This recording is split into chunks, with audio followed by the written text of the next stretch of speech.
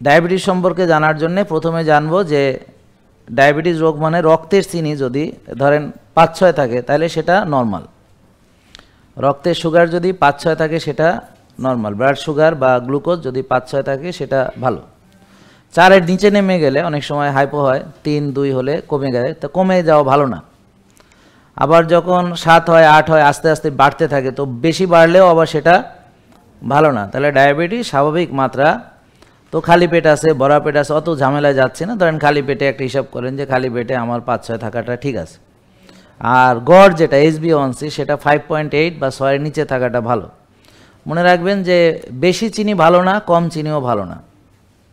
কম চিনি হলে হাইপোগ্লাইসেমিয়া হয়ে যাবে, আপনি অজ্ঞান হয়ে যাবেন, অথবা মাথা ঘুরে পড়ে যাবেন, অথবা কমা হয়ে যাবেন, অথবা দাড়ি মানে মরেও যেতে পারেন। যদি আপনাকে ওই সময় কেউ চিনি না খাওয়ায় তাহলে মরেও যেতে পারেন, অনেক রোগী মারা যায়।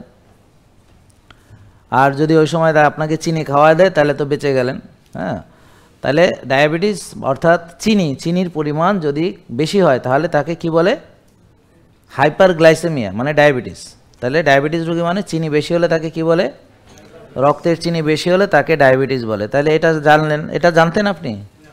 আপনি জানতেন, তো এটা বললেন না কেন যে এই একটা জিনিস তো জানতেন, এটা বলতেন। আপনি বলেন কিছুই জানেন না, নাকি ভয় পাইছেন যে আবার কোন বিপদে পড়ি বলে?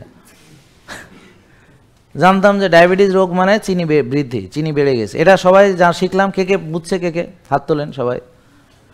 সবাই বুঝছে? মাশাআল্লাহ মাশাআল্লাহ মাশাআল্লাহ, গুড।